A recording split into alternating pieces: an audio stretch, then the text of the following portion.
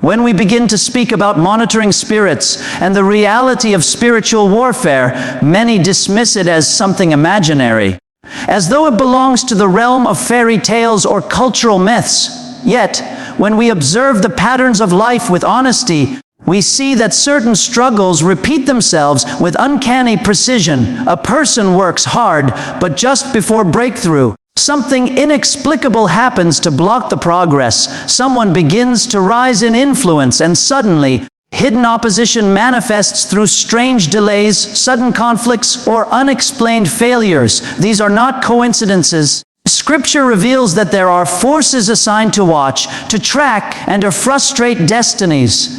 The ancients called them familiar spirits, watchers or monitoring agents. Their function is simple to study, to report, and to obstruct. What makes these spirits dangerous is not simply their presence, but their subtlety. Unlike open confrontation, monitoring spirits thrive in secrecy. They observe habits, weaknesses, and opportunities, waiting for a vulnerable moment to strike. Think about how surveillance operates in the natural world. Cameras, spies, or informants, they do not fight directly. They simply gather information, and with that information, they create strategies to weaken or destroy. Spiritually, the same principle applies. These invisible watchers track the rhythm of your life, your prayers, your breakthroughs, and then they attempt to sow distraction, fear, or temptation to derail your progress.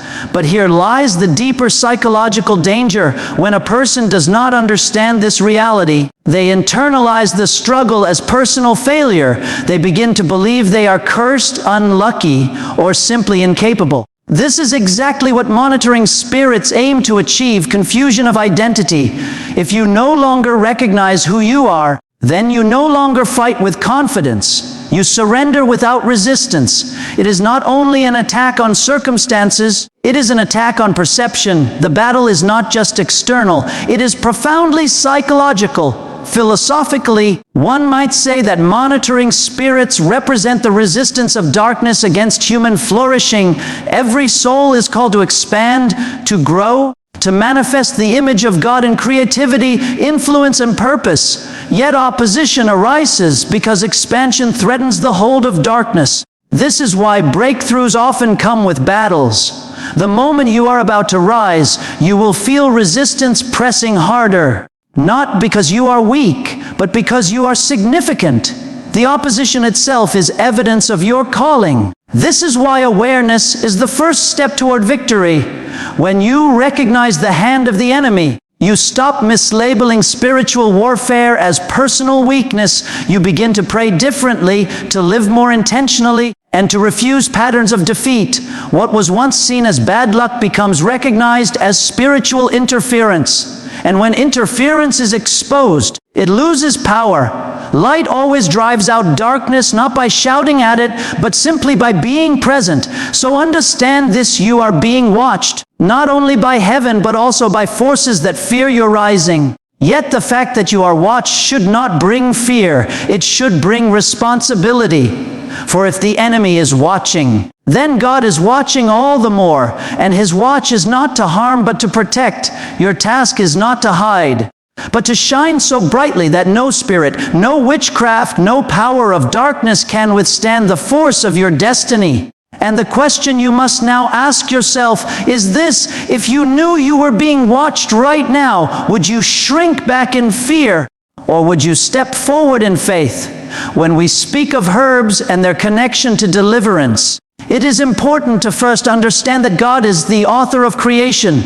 Nothing in nature exists by accident. Every tree, every root, every leaf carries within it a purpose. In the book of Genesis, when God finished forming the earth, he declared it good. That declaration was not limited to the stars or the mountains. It extended to the plants of the field, to the herbs that grow in hidden valleys and remote hillsides. These are not mere plants for decoration or nutrition alone. They are carriers of divine intention. To reduce them to superstition is to misunderstand their original design. In almost every ancient culture, herbs were used not only for medicine, but for symbolic acts of purification. Water mixed with hyssop was used for cleansing in the scriptures. Oils infused with herbs were poured on the head of kings and priests as a sign of consecration. Even Jesus, in his final moments on the cross, tasted the bitter herb. These details are not trivial. They are threads that weave together a deeper truth. God allows the physical to carry spiritual meaning, but here is the point we must not miss. When we speak of boiling herbs and bathing, it is not about placing magical power in the leaves themselves. It is about recognizing them as vessels. They are physical carriers through which faith is expressed and obedience is demonstrated. The herbs are natural, but the act of using them becomes spiritual because it is anchored in faith. Just as baptism is water until it becomes a covenant, so the bath with herbs is simple until it becomes an act of spiritual warfare. Now consider the psychological power of this.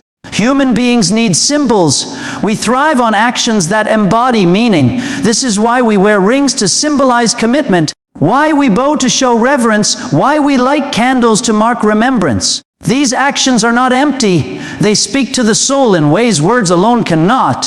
When a person boils herbs and bathes with prayer, they are not just washing the body, they are engaging the mind and spirit in a profound act of cleansing. The water washes away dust, but the faith washes away fear. The herbs release fragrance, but the spirit releases freedom. Philosophically, one could say that herbs become a meeting point between the material and the immaterial. They stand at the threshold of body and soul, reminding us that the visible and invisible are not as separate as we assume. What you touch with your hands can influence what you carry in your heart, and what you believe in your heart can sanctify what you touch with your hands. This is why the integration of the natural and the spiritual is so powerful. It bridges the gap between what you see and what you hope for. So when you hold those herbs in your hands, do not see them as leaves picked from the ground. See them as gifts, reminders that God placed everything you need for wholeness within reach. Do not despise the simple, because the simple often carries the profound. And here is the reflection you must carry with you. If God placed power in creation, could it be that the freedom you seek has always been within your reach, waiting only for your faith to activate it? When we speak of the three herbs that break spiritual chains, we must first recognize that they are not chosen randomly. In spiritual practice, intentionality matters. Just as in medicine, a physician selects specific remedies for a specific illness, so too in spiritual warfare, certain elements carry particular resonance. Each of these herbs has a unique property, both in the physical and in the symbolic, that speaks to the human body, the human soul, and the spiritual realm. And when they are combined, their force is multiplied. They become not just ingredients, but instruments of deliverance. Think about the first herb. It carries the quality of purification. Its scent alone communicates cleansing. It clears the air, sharpens the senses, and symbolizes renewal. To bathe with it is to declare that every form of pollution, whether physical or spiritual, must depart. This is not mere tradition, it is psychology at work.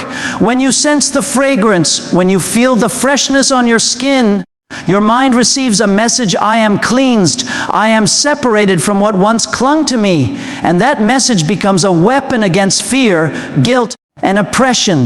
The second herb carries the property of protection. Its presence has long been associated with driving away pests, infections, and harmful intruders in the natural world. In the spiritual dimension, it symbolizes the same. When it is boiled and the steam rises, it becomes a visual reminder that invisible barriers are being erected around your life.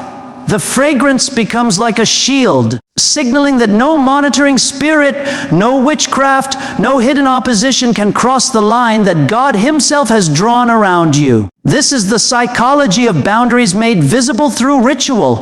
It tells your spirit, I am covered, I am guarded, I am safe. The third herb is the herb of strength. Unlike the others, it does not merely cleanse or protect, it invigorates. Its natural properties awaken the body, increasing circulation and vitality. Spiritually, it represents empowerment. It is the force that does not only remove the enemy's hand, but equips you to walk boldly into your destiny. To bathe with it is to declare, I am no longer weak. I rise in strength. I step into authority. Here again, the physical act becomes an anchor for a spiritual reality. When these three are combined, something extraordinary happens. Cleansing removes the old. Protection establishes new boundaries. Strength empowers you to move forward. This threefold work addresses the whole person, body, mind, and spirit.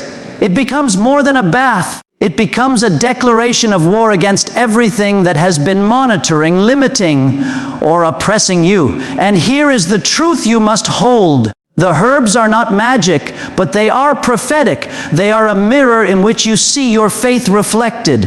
And when faith is reflected, power is released. So ask yourself now if these three simple gifts from creation can symbolize cleansing, protection, and strength. What excuse remains for living under chains that have already been broken? When we talk about herbs and rituals, it is easy for some to misunderstand and imagine that the leaves themselves carry magical powers. But if that were true, then anyone could simply boil them and be instantly delivered, regardless of faith, regardless of heart. That is not how the spiritual realm operates. The true force behind deliverance is not in the substance, it is in the faith that sanctifies the act. Faith is what separates a mere bath from a spiritual cleansing. Faith is what transforms ordinary water into living water. Faith is what makes the natural align with the supernatural. Consider for a moment how Jesus healed the blind man. He spat on the ground, mixed mud, and placed it on the man's eyes. Mud alone has no healing power. Spit carries no miracle. But faith activated that act. The man was not healed by the mud itself. He was healed by obedience to the word that told him, go, wash in the pool of Siloam. The physical act created an opening for faith to flow, and faith released the miracle. In the same way, the herbs are only vessels, symbols that point us to God's greater power. Without faith, they are just plants. With faith, they become a point of contact with the divine. Psychologically, this distinction is critical. Human beings are prone to ritual because ritual provides structure. But when ritual is empty, it becomes superstition. It breeds dependency without transformation.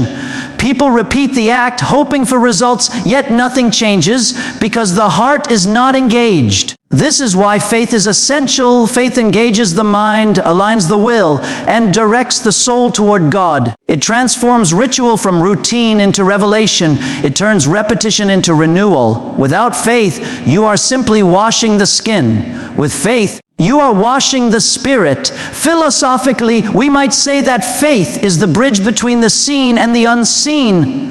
The herbs are what you see, touch, and smell. Faith is what you cannot see but must believe.